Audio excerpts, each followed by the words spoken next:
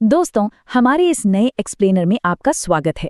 आज हम नक्शों के जरिए भारतीय इतिहास के एक बेहद रोमांचक, उथल-पुथल भरे लेकिन उतने ही शानदार दौर की चर्चा करेंगे। हम बात कर रहे हैं 750 सीई से लेकर 1200 सीई तक के पूर्व मध्यकालीन भारत की।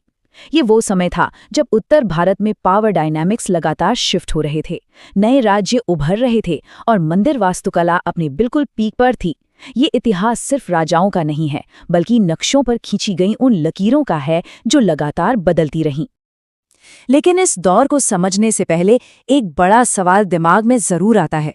जरा सोचिए, आखिर एक अकेले शहर में ऐसा क्या रखा था जिसके लिए 3 विशाल साम्राज्य दशकों तक आपस में खूनी लड़ाई लड़ते रहे? एक ही नगर और 3 ताकतवर दावेदार। ये सवाल अपने आप में उस समय की राजनीति का सबसे बड़ा रहस्य है। तो चलिए जल्दी से आज का रोड मैप देख लेते हैं। हम कवर करेंगे 1 कन्नौज का इनाम, 2 पाल और प्रतिहार वंश की तुलना, 3 कश्मीर और हिंदू शाही, 4 मंदिर और सांस्कृतिक विजय और 5 एग्जाम के लिए मास्टर टाइमलाइन। तो शुरू करते हैं भाग 1 से, कन्नौज का इनाम, आकर्षण का केंद्र। हर्षवर्धन की मृत्यु के बाद ना उत्तर भारत की राजनीति का पूरा गुरुत्वाकर्षण यानी सेंटर ऑफ ग्रेविटी एक ही ज्योग्राफिक प्राइस के आसपास घूमने लगा था, और वो था कन्नौज। आखिर कन्नौज इतना जरूरी क्यों था? मैप पर देखें तो ये एग्जैक्टली गंगा यमुना के दोआब में स्थित था। एकदम फर्टाइल जमीन। ये सिर्फ एक शहर नहीं था, बल्कि रीजनल और इंटरनेशनल ट्रेड का सबसे बड़ा हब बन चुका था। उत्तर, दक्षिण, पूरब और पश्चिम चारों दिशाओं के ट्रेड रूट्स यहीं आके क्रॉस होते थे। इसके अलावा ये हर्षवर्धन की प्रेस्टीज वाली राजधानी रह चुका था, जिससे एक अलग ही सम्मान जुड़ा था। 8th सेंचुरी की शुरुआत में यशोवर्मन ने इसे रीऑर्गेनाइज करके वापस पावर में ला दिया। सिंपल शब्दों में कहें तो कन्नौज पर कब्जा यानी पूरे भारत की आर्थिक नब्ज पर कब्जा। अब मैप पर इन अलग अलग दिशाओं को देखिए। ये टेबल ब्रिलियंटली इलस्ट्रेट करती है त्रिपक्षीय संघर्ष यानी ट्राइपार्टाइट स्ट्रगल को। कन्नौज पर उस समय आयुध वंश का राज था। उन्हें हटाकर अधिकार जमाने के लिए 3 अलग अलग क्षेत्रीय ताकतें भिड़ गईं। पूरब से बंगाल के पाल वंश ने पुश किया, पश्चिम उत्तर से गुर्जरा प्रतिहारों ने दावा ठोका और दक्षिण भारत से राष्ट्रकूटा वंश अपनी सेना लेकर डायरेक्ट उत्तर की तरफ बढ़ाया। ये सिलसिला सालों चला और नक्शे पर बाउंड्री लाइंस ऑलमोस्ट रोज बदलती थीं। चलिए आगे बढ़ते हैं भाग 2 पर, पाल और प्रतिहार, एक तुलनात्मक अध्ययन। इन दोनों नॉर्दर्न पावर्स को अगर हम कंपेयर करें तो इनकी पॉलिटिकल स्ट्रक्चर्स और स्ट्रैटेजीज बिल्कुल अलग थीं। एक तरफ बाईं ओर पाल वंश है। ये बौद्ध धर्म के संरक्षक थे जिनका पूरा फोकस पूर्वी ट्रेड और एजुकेशन पर था। इन्होंने विक्रमशिला और उदांतापुरी जैसे मैसिव विश्वविद्यालय बनवाए। वहीं दाईं ओर प्रतिहारा वंश को देखिए। इनका स्ट्रक्चर पूरी तरह से बॉर्डर डिफेंस और मिलिट्री पर आधारित था। इंटरेस्टिंगली, प्रतिहारा वर्ड का मतलब ही होता है द्वारपाल या डोरकीपर, और इन्होंने लिटरली द्वारपाल की तरह पश्चिमी बॉर्डर्स पर अरब इन्वेजन्स को रोकने की एक मजबूत दीवार खड़ी कर दी थी। ये खुद को भगवान राम के भाई लक्ष्मणा का वंशज मानते थे, जिन्होंने सीता जी के द्वारपाल की भूमिका निभाई थी। एग्जाम पर्सपेक्टिव से इन साम्राज्यों को शेप करने वाले इन हाई यील्ड नामों को जानना बिल्कुल क्रूशल है। पाला वंश में धर्मपाला को याद रखिए। इन्होंने विक्रमाशिला बनवाया और कन्नौज स्ट्रगल में शामिल होने वाले पहले पाल शासक थे। फिर देवापाला आए, जिन्होंने एम्पायर को काफी एक्सपैंड किया। प्रतिहारा वंश की बात करें तो मिहिर भोजा का नाम सबसे बड़ा है। इनके शौर्य की वजह से इन्हें अधिवरह का प्रेस्टीजियस टाइटल दिया गया था। अब आते हैं भाग 3 पर, कश्मीर और हिंदू शाही, उत्तरी सीमाएं। अपना कार्टोग्राफिक फोकस अब थोड़ा उत्तर की तरफ शिफ्ट करते हैं। गंगा के मैदानों से दूर यहाँ बिल्कुल अलग ही राजनीति चल रही थी। एक तरफ कश्मीरी राजवंश थे जिनकी स्ट्रैटेजी एक्सपेंसिव और आउटवर्ड लुकिंग थी। ललितादित्य जैसे रूलर्स ने कन्नौज, तिब्बत और टर्क रीजन्स तक कैंपेन किए और सेंट्रलाइज्ड ग्रैंड एम्पायर्स बनाए। दूसरी तरफ नॉर्दर्न राजपूत स्टेट्स थे, जैसे चंदेल, चौहान और परमार। इनकी स्ट्रैटेजी बिल्कुल अलग थी। ये लोग लोकलाइज्ड इन फाइटिंग में उलझे रहे, छोटे छोटे इलाकों के लिए आपस में लड़ते रहे, जिसके कारण इनका दृष्टिकोण अंदर की तरफ ही सिमट कर रह गया और ये फ्रैगमेंटेड रहे। अब इस स्लाइड में सबसे हैरान करने वाली बात यह है कि उस वक्त कश्मीर सिर्फ एक खूबसूरत सिक्लूडेड घाटी नहीं थी, बल्कि एक मैसिव इंपीरियल पावर का केंद्र था। दुर्लभावर्धना द्वारा स्थापित करकोटा वंश ने यहाँ राज किया।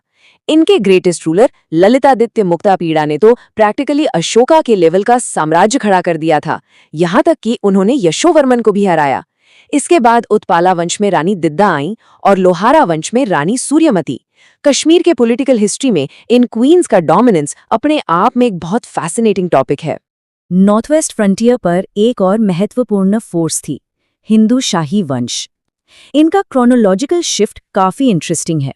3वीं शताब्दी में ये कुषाण रूलर वासुदेवा के वंशज थे। 9वीं शताब्दी तक आते आते इन्होंने हिंदू धर्म अपनाया और अफगानिस्तान से रूल करने लगे। लेकिन 964 सीई में जब जयापाला शासक बने तो फॉरेन इन्वेजन्स की वजह से उन्हें अपना मैप अफगानिस्तान से शिफ्ट करके पंजाब की तरफ फोकस करना पड़ा। 1001 सीई में गजनविड अटैक्स को रोकने के लिए जयापाला ने दिल्ली, अजमेर, कन्नौज और कालिंजर के साथ मिलकर एक बड़ा कॉन्फेडरेसी बनाया। भाग 4, मंदिर और संस्कृति, पत्थरों पर उकेरी गई गौरव गाथा। पॉलिटिकल स्ट्रगल्स अपनी जगह, लेकिन इन एम्पायर्स के कल्चर और आर्किटेक्चर का इम्पैक्ट आज तक मैप पर जिंदा है। एग्जाम के लिए ये 3 आर्किटेक्चरल स्टाइल्स समझना बहुत जरूरी है। नगारा, जो नॉर्थन इंडियन स्टाइल है जिसे हम खजुराहो में देखते हैं। द्रविड़ा, जो साउथ इंडियन स्टाइल है जिसका प्राइम एग्जाम्पल बृहदेश्वरा है।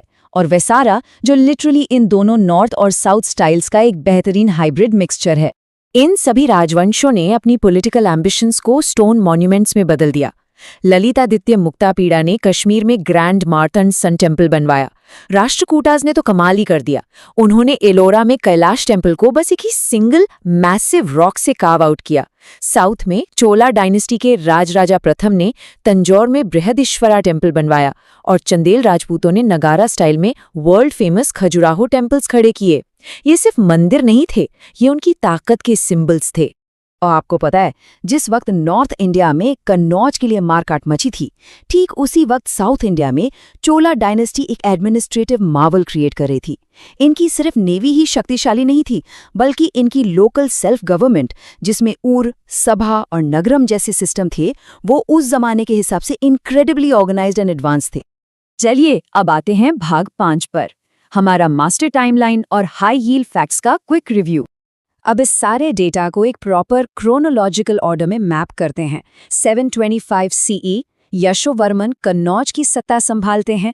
750 सीई गोपाला बंगाल में पाला डायनेस्टी का फाउंडेशन रखते हैं। 1836 सीई मिहिर भोजा प्रतिहार वंश की कमान संभालते हैं।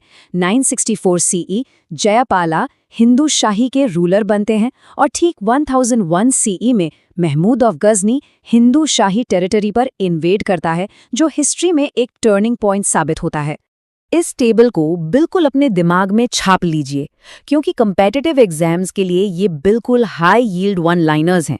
पालस दिखे तो तुरंत सोचिए बुद्धिज्म और यूनिवर्सिटीज। प्रतिहाराज मतलब अरब इन्वेजन्स को ब्लॉक करना। राष्ट्रकूटाज आए तो डायरेक्टली मार्क कीजिए कैलाश टेम्पल। चोलाज का नाम आए तो पावरफुल नेवी और लोकल सेल्फ गवर्नमेंट ढूंढिए।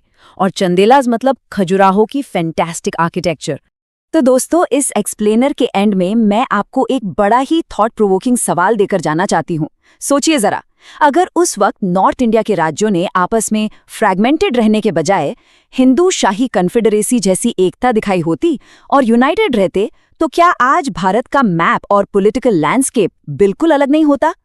एक बार इस पे जरूर विचार कीजिएगा। हमारे इस हिस्टोरिकल एनालिसिस में साथ जुड़ने के लिए बहुत बहुत शुक्रिया। मिलते हैं आपसे अगले एक्सप्लेनर में।